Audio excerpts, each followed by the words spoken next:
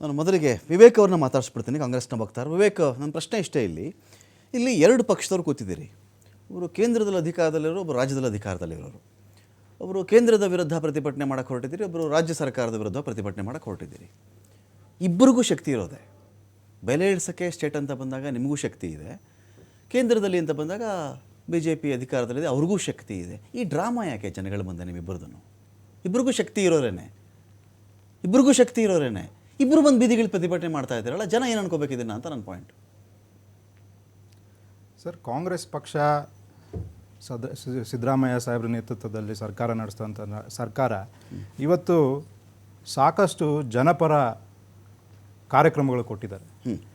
ಈ ಕಾರ್ಯಕ್ರಮ ಕೊಡೋದ್ರ ಮೂಲಕ ನಾವು ಸಾಕಷ್ಟು ರೈತರಾಗಿರ್ಬೋದು, ಬಡ ಜನಗಳಾಗಿರ್ಬೋದು, ಎಲ್ಲರಿಗೂ ಸಾಕಷ್ಟು ಅನುಕೂಲ ಮಾಡ್ತಾ ಇದ್ವಿ. ಕೇಂದ್ರ ಸರ್ಕಾರದಿಂದ ಆದಂಥ ಬೆಲೆ ಏರಿಕೆ ಎದುರಿಸೋ ಅಂಥ ಒಂದು ಶಕ್ತಿ ನಾವು ತುಂಬ್ತಾ ಇದ್ದೀವಿ ಇವತ್ತು. ಹಾಗಾಗಿ ಈ ಪರಿ ಏನು ಬೆಲೆ ಏರಿಕೆ ಆಗೋದ್ರ ವಿರುದ್ಧ ನಾವು ಪ್ರತಿಭಟನೆ ಮಾಡಲೇಬೇಕು. ಸಾಮಾನ್ಯ ಜನರ ಜೀವನ ನಡೆಸಲಿಕ್ಕೆ ಎಷ್ಟು ನಾವು ಅವರಿಗೆ ಸಹಾಯ ಮಾಡಬೇಕು ಅಷ್ಟು ನಾವು ಪ್ರತಿಭಟನೆ ಮಾಡಲಿಲ್ಲ ಅಂದರೆ, ಜನಕ್ಕೆ ಗೊತ್ತಾಗಲಿಲ್ಲ ಅಂದರೆ ಜನಕ್ಕೆ ಏನು ಅನ್ಕೋಬೇಕು? ಕೇಂದ್ರ ಈ ಥರ ಮಾಡ್ತು, ಹಾಗಾಗಿ ನಾವು ಇಲ್ಲೆಲ್ಲ ಗ್ಯಾರಂಟಿ ಯೋಜನೆ ಕೊಟ್ಟಿದ್ದೀವಿ ಅಂತ ನೀವು ಹೇಳ್ತಾ ಇದ್ದೀರಲ್ಲ, ನಿಮ್ದು ಅದೇ ಧ್ವನಿಯಲ್ಲಿ ಹಾಗಾದರೆ ನಾವೇನು ಬೆಲೆ ಏರಿಕೆ ಮಾಡಲಿಲ್ಲ, ಕೇಂದ್ರದ ಬೆಲೆ ಏರಿಕೆ ನೀತಿಗೆ ವಿರುದ್ಧವಾಗಿ ನಾವು ಗ್ಯಾರಂಟಿ ಅಸ್ತ್ರವನ್ನು ಬಳಸ್ಕೊಂಡು ಜನಗಳ ಜೀವನ ಸುಗಮವಾಗುವಂತೆ ಮಾಡ್ತಾ ಇದ್ದೀರಿ ಅಂತ ನೀವು ಹೇಳೋದಾದರೆ, BJP ಅವ್ರು ಹೇಳ್ತಾರೆ ನೀವು ಹಾಲಿನ ಬೆಲೆ ಜಾಸ್ತಿ ಮಾಡಲಿಲ್ವಾ, ವಿದ್ಯುತ್ ಯೂನಿಟ್ನ ಬೆಲೆ ನೀವು ಜಾಸ್ತಿ ಮಾಡಲಿಲ್ವಾ, ಪೆಟ್ರೋಲ್ ಡೀಸೆಲ್ ಮೇಲಿನ ತೆರಿಗೆ ನೀವು ಜಾಸ್ತಿ ಮಾಡಲಿಲ್ವಾ, ಹಾಗಾದರೆ ಇಳಿಸ್ ನೋಡಿ ಅಂತ ಕೇಳ್ತಾರೆ ಅವರು. ಸರ್, ಹಾಲಿನ ಬೆಲೆ ತಾವು ಮಾತಾಡಿದ್ರಿ. ಹಾಲಿನ ಬೆಲೆದಲ್ಲಿ ನಾವು ಸ್ಪಷ್ಟನೆ ಕೊಟ್ಬಿಟ್ಟಿದ್ದೀವಿ. ಹಾಲಿನ ಬೆಲೆ $4 ಹೆಚ್ಚು ಮಾಡಿದ್ದೀವಿ. ಆ $4 ಹೆಚ್ಚಿನ ಪಾಲು ವಾಪಸ್ಸು ಯಾರು ನಮಗೆ ಹಾಲು ರೈತರಿಗೆ ಅದು ನೇರವಾಗಿ ಹೋಗುವಂಥ ಬೆಲೆ ಏರಿಕೆ, ಅದು ಅವರಿಗೆ ಅನುಕೂಲ ಆಗಲಿ.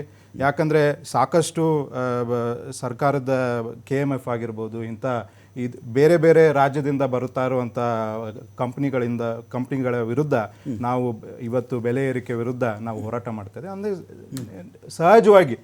ಸಹಜವಾಗಿ ಅದು ರೈತರಿಗೆ ಹೋಗುವಂಥ ಅನುಕೂಲ. Okay, fine.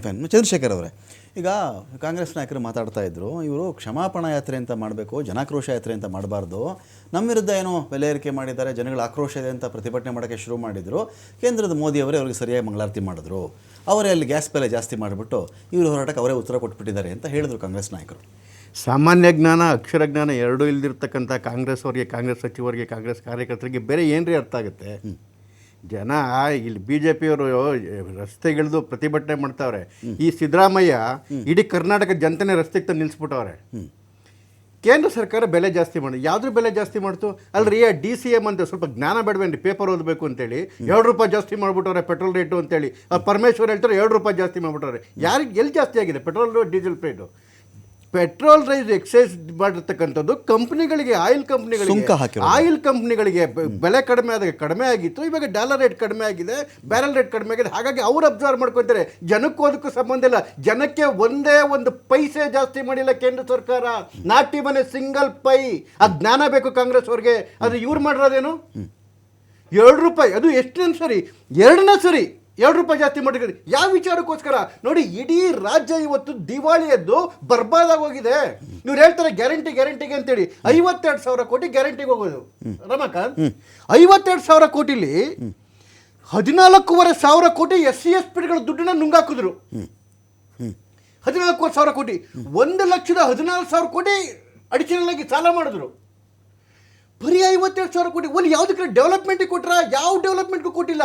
$1 ಒಬ್ಬರಿಗೂ ಕೊಟ್ಟಿಲ್ಲ. ಅವ್ರು ರಾಜ್ಯಕ್ಕಾಗಿ ಹೇಳ್ತಾರಪ್ಪ ನೇಣು ಹಾಕೋಬೇಕು ಅಂತೇಳಿ ಇವ್ರ ಮೇಲೆ ಹೇಳ್ತಾರೆ. ಇವ್ರು ಮಿನಿಸ್ಟರ್ಗಳು ಹೇಳ್ತಾ ಇದ್ದಾರೆ ಈ ಸರ್ಕಾರದಲ್ಲಿ 5% ಕಾಸಿಲ್ಲ ಅಂತೇಳಿ. ಅವ್ರ ಮಲ್ಲಿಕಾರ್ಜುನ್ ಖರ್ಗೆ AICC ಪ್ರೆಸಿಡೆಂಟ್ ಹೇಳ್ತಾರೆ ಒಂದಿಡೀ ಮಣ್ಣಾಗಕ್ಕೆ ದುಡ್ಡು ಇಲ್ವಲ್ರಿ ಅಂತೇಳಿ. ಅಂತ ಬರ್ಬಾದ್ ಮಾಡಿಟ್ಟವ್ರು ಎಲ್ಗೋಯ್ತ್ರಿ ದುಡ್ಡೆಲ್ಲ.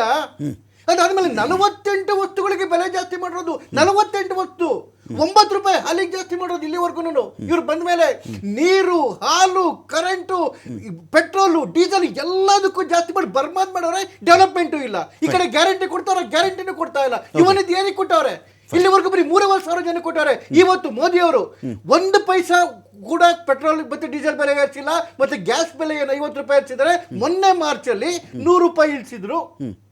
ಇವತ್ತು 50 ರೂಪಾಯಿ ಜಾಸ್ತಿ ಆಗಿದೆ. ಒಟ್ಟೇನಾಯ್ತು 2013 1103 ರೂಪಾಯಿ ಇತ್ತು, ಇವತ್ತು ಕೇವಲ 859 ಇರ್ತಕ್ಕಂಥದ್ದು. 100 ರೂಪಾಯಿ ಏರ್ಸಿತ್ತು, 50 ರೂಪಾಯಿ ಮಾತ್ರ ಕಡಿಮೆ ಮಾಡಿದ್ರು.